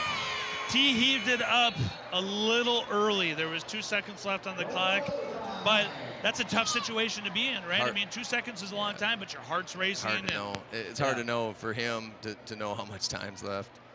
Not the way we wanted to finish that quarter. Good news is we get another 4 quarters and we get overtime pay. So the best news about all of this is it's free basketball for everybody. Yeah, but we get paid double in overtime. Is that absolutely the deal? courtesy of Dakota Land? Oh, yeah. So Dakota Land is going to step up and take care of us. On this. Credit T there. They executed those last few seconds. Yeah, T was sensational. That last 30 seconds of regulation there. They did a 10 out of 10 job. Forcing the turnover, getting the high percentage bucket, and then doubling down and forcing a turnover again. So, I mean, Watertown never even got an opportunity to put a shot up. Yeah, obviously, in hindsight, I'm sure we want to do it differently there, both offense and defensively. But I think probably Dylan's thought is he gets there in the corner, try to get rid of it before he gets trapped. And they did a good job. So we get 4 more minutes here to get this done. So, talk to us about overtime. What's the foul situation like? Is it 3 fouls on each? Do they go back down to 0? Is it still 5 fouls in the quarter? Is it's just going to stay. It's going to extend into the overtime, looks like. Okay, so it's a continuation of the 4th quarter. Yeah. So T's got 5 fouls. Arrows still only have 3. Timeouts, resetting the timeouts. T has 1, and looks like the Arrows have 1 as well. So that's one thing, we could take this opportunity to talk about overtime a little bit, is it's not a 5th quarter. It's a continuation of the 4th quarter. So everything just rolls over. Almost doing a good job attacks. And great block by Caden Beauchamp. Another loose ball that we just can't come up with. Boy, the ball is just really not bouncing the Arrows' way. Caden Beauchamp does a great job of getting the block, and then again, just a fortunate bounce to T. But credit to T for executing. It's a big shot to start the overtime. Rodden gets himself free and clear and just misses on the baseline there. But I think if you're Rodden, you're happy with that shot, right? Yeah, he's made them all night, all year. Yeah. Smythe drives the hoop and he misses. Probably a quick one there for T that they maybe didn't need. Caden's looking for somebody in the corner. Nobody's there. Resetting to Cohen Krantz, who's kind of feeling it. Comes up just short and stays here. Misses everything. We got to get off of T. 18 on the clock. We got to get a good look here. Plenty of time left on the clock. No need to rush anything. Can be patient here. We got Dylan got popped in the head a couple plays ago. Blood. Not good for us. So Dylan's going to go back to the locker room and get cleaned up. But that's the 3rd guy that we've had go. But we talked about it. We talked about it at the beginning of the game and pregame that T prides themselves on their defense and their physicality. Yeah. And we're seeing that tonight. Yeah, it's been a battle. Now without Dylan on the floor, we need to have someone else step up here. Get in there, Will. Get in there, Will. Will just hits the back of the iron. Good rebound by Sam. T's going to slow it down now a little bit, run their offense, take some time off. Raybine with a great steal and an even better block by Smythe on the back end of it. Really good hustle by Marshall. Wow. Kind of thought we had an open layup. Great hustle there. Made Wow. a really good play. That is a great play Out of their by point Marshall guard. Smythe. Go up and get that block and not give up on it.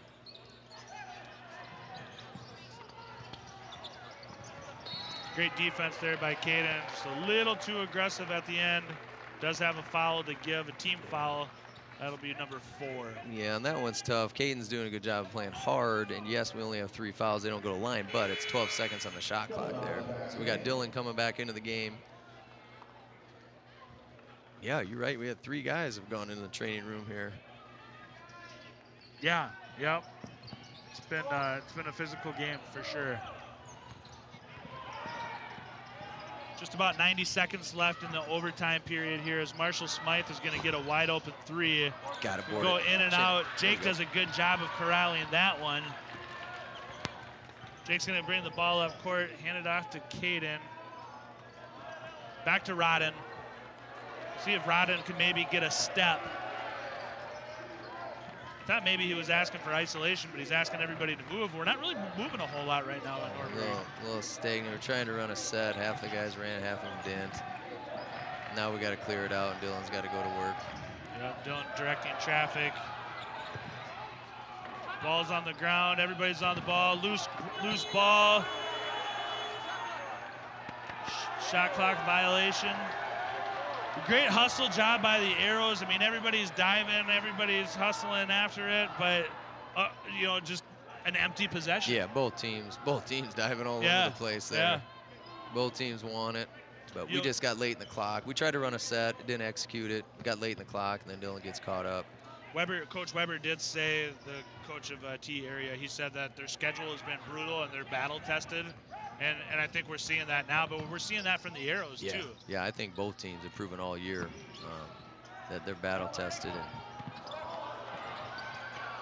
great another move. good stop. Yeah. We're getting opportunities, Sam. We just haven't been able to score here in Let's the see if we can get a basket here. Cohen sees a little lane, kicks it out to Beauchamp in the corner. Ooh, I was getting excited for that one, Brian. Just hits the back of the iron on that one. Arrows have not been able to get on the board in overtime. Yeah, we've been able to get some stops too. They got a 3. They get a 3 on that kind of wacky play, and we just haven't been able to capitalize. We've had our chances here. Yeah, and in overtime might have been the best defense that the Arrows have played all game. I mean, yeah, really, like I said, the second half of that 4th quarter, we picked it up a bit, but. Sam's going to go to the line for 2, and he's going to hit the front one. Engstrom's going to come in for Caden. Caden's going to check out. 4-point lead for T with 35.5 seconds left to go as Sam Elmis is going to take his second shot. Come up just short on that one, so it's going to remain 4 points. Similar situation, just rolls in reverse now. We got plenty of time, down 4. You don't need a 3, but we got to go. Yep, Dylan's got to go, got to attack. Cohen forces that one up and buries it. Long Good gravy. Just like Coach McClemens dialed up a double clutch in the corner for a long 2. Yeah, extremely difficult. High degree of difficulty there. We get 2 out of it. Could have made, yeah, great job. Yeah, geez, that might be the best shot I've seen all season. Here's a better angle of it. Yeah, and you can see right in the corner there, his foot was on the line. Yeah, great shot by Cohen. Gives us a chance, right? Hey, we're not dead. We got a same situation, a little more time even than what T had. Yeah, chip in a chair. You play some tight defense here. Here's another angle, another replay there. Yeah, and you can see it right in the corner there. His foot's in the dark brown. Yeah, the deal now, play for a steal. If you don't get it, quick foul, right? Or if you get a trap, if we do get him a trap, don't foul, right? So if we do get in a corner, we can double it. You're not going to want to foul until they pass out of it. If they pass out of it, then you got to foul. What our stats aren't up. I'd love to know. I glanced up earlier, and I think T's free throw percentage is not. They're like 5 of 8, right? Yeah, they're at 6 of 10 now. 6 of 10 now, so yeah, 60%. We're 6 of 13. Yeah, I mean, both teams at 52 and 58% respectively from the field, but the rebounds evened up a little bit, it looks like, according to these stats. But yeah, see if we can get a steal and/or a foul. And hope they miss a free throw. And we got to get a rebound. So we got a trap there. Don't need to foul. Now we foul. Foul there. Foul there. Foul there. Now we got to foul. Now there's too much time. This isn't the guy you want to foul. Yeah, you just can't be picky at that point then. Good job by the Arrows. I feel like if they had an opportunity to foul Justin Pregame. Yeah, once they passed out of the first one, then foul, because where he's at, it's not a tough a situation. So that would have been the guy we would have wanted to get one on. Yeah, Elmas hits the front one, so it's going to make it a 3-point play or a 3-point differential here, 3-point game. Both teams have 5 fouls. Watertown does not have any timeouts left. 2 clutch free throws by Elmas. 2 very clutch free throws by Elmas. So just can get a quick 2. We don't need a 3. We roll the ball on the court here. Yeah, if they're going to let us. Yep, throw it out in front of him. Good Go job by Rodden. Can't mess around. Yep. Got to go. Kicks it over to Cohen. Cohen buries a green bean to keep the Arrows alive, but the clock is still continuing to run. So they didn't need to pick it up. No, they didn't have to. But they picked it up, threw it to the ref.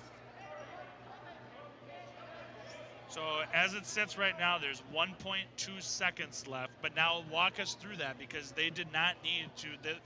The game could have been over, right? Yeah, could have been over if he didn't pick it up. But he threw it to the ref. The ref blew the whistle. So they're putting 2.5 seconds. So it looks like it's 2.5 seconds on. So we're going to get a shot here to get a steal. Cohen, with ice in his veins, buries a 3. 2.5 seconds left. The Arrows are fortunate that there's still 2.5 seconds left in this game. Yeah, we're very fortunate here. Because right here at this point, leave Game's it alone. over. Yeah. Don't touch the ball. And then he kind of, I don't know, panicked a little bit and threw it to the ref. And once that happened, the ref can't be standing there with the ball in his hands when the clock's running. So then he has to stop the clock. How many times are these kids in that situation? Yeah, I mean, you'd like to think you work on it. Every coach is going to work on end-of-game situations often in practice, if not daily. You're doing it 2 or 3 times a week where you're solely working on end-of-game situations. So doesn't mean it's always going to register with high school kids. Weird things happen in high-pressure situations for these kids. 63-62, they put even more time on the clock, up to 3.2. Maybe they looked at our monitor here, see. Maybe they called up Arrow TV and said, this is what we need. It's very possible. So, got a full front. Foul immediately, right? Well, yeah, or you go for the steal. We got to try to get a steal. If not, then on a touch, you try to foul. And we got Mitch, a little length on the ball. He's going to use his length all over it. Get all over it. Yeah, he's just trying to be a distraction there. Yep. Gets the foul right away by Torgerson. Yeah, that's the next best thing we could do without getting a steal there. About half a second comes off. 2.4 left on the clock. So now, the question is, he's got 2. Do you miss one? Do you make the first? Make the first and then miss the purposely second. miss the second. Now you do have to draw iron, right? You have to hit the rim. Yep, got to draw iron. So we'll see what they do on the second one. A lot of it's contingent on what happens on the first one. So this is the first one. If you're the Arrows and you have to throw a full court shot, who do you want throwing that? Well, now what's interesting is they don't have people up in the lane. So we get a touch and a free look. I don't agree with that. So we're going to get a touch. He misses on purpose. Rabine kicks it out to Rodden. It's going to be tipped away. No time left on the clock. And T is going to go home happy with the 63-62 victory, overtime victory over the Watertown Arrows. Norberg and I are going to take a quick 60-second timeout. We're going to regroup, find some stats, and find some words for to end this one. We'll be back in 60 seconds.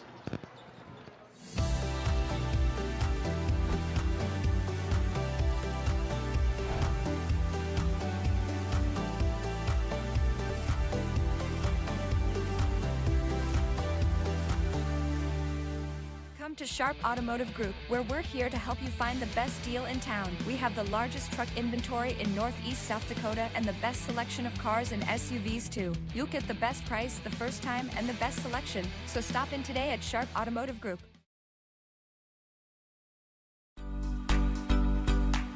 I'm Jake Olson, I'm a senior. I'm Will Engstrom, I'm a senior. Jake, would you rather lose all your money or all of your pictures?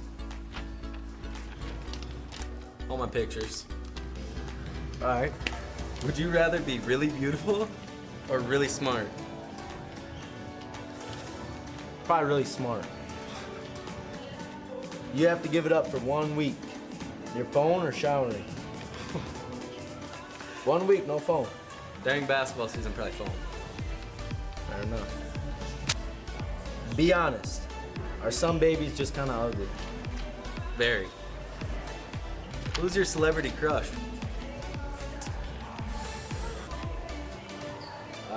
Celebrity crush.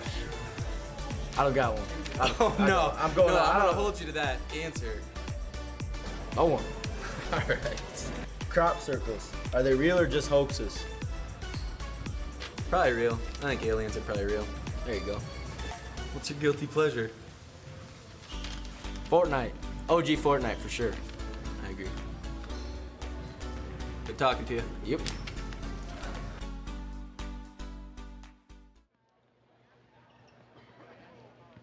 We're back to the Watertown Civic Arena as the Arrows close out a second heartbreaking loss in a row here, this time falling to the T area Titans in overtime.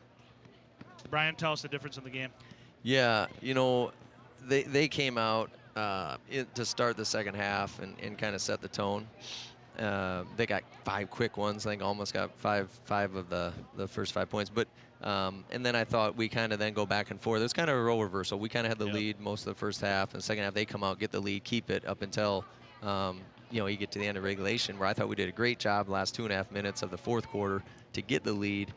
And yeah, just down the stretch, end of game execution. Obviously, to do it all over again, you would have done things differently. T would have as well.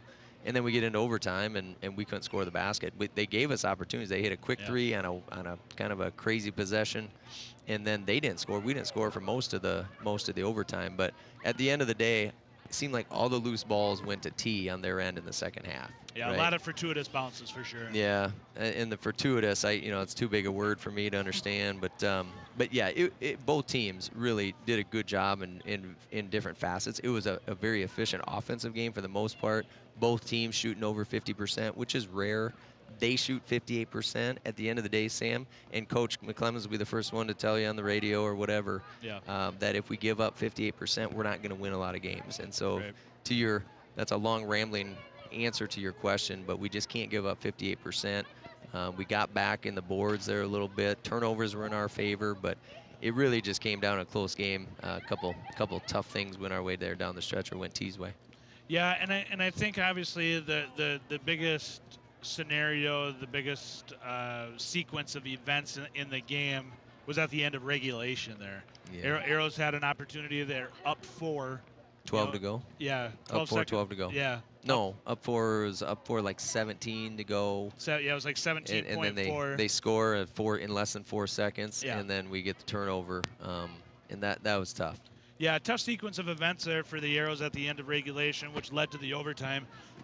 Excuse me, and then overtime just couldn't get the basket to fall, or couldn't get the ball to drop. Yeah, had a couple good looks, and Cohen, really we tried. I mean, we're there, but end of game situations, you learn from them. It's a long season. We've had some games that really sting, some close ones here, especially these last 2, but the kids are resilient, and we got 2 big ones here this weekend with the Rapid schools coming to town, and every game's important. Every game's a big one. That one would have been great to to get, but credit to T. They came in here, and when it didn't look good for them, they found a way. Yeah, and, you know, we talked about it a little bit with T being battle-tested with a tough schedule and tough games. But, boy, our Watertown Arrow boys, they're battle-tested. Oh, they're resilient. I mean, yeah, they really are. Yeah, and they're not going anywhere. We just want to try to win as many games we can to get a better seed, and that's what it is now in South Dakota basketball. You want to try to get at a home game, and it's too far out to be worried about that. You got to worry game to game, and but to get this one at home sure would have been nice. But a lot of positives. I think, you know, we have tonight a little not quite as balanced. I know we had 3 guys in double figures with Jake had 10, and I think Cohen was over 10. There, I think Cohen and Dylan both at over 20. And so our guard play has been good.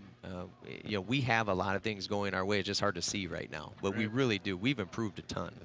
Yeah, I agree. I mean, from the Brookings game until now, we have improved a ton. And for a coach of kids and for fans of kids and, you know, in this community, you know, you have a lot to be proud of with this team.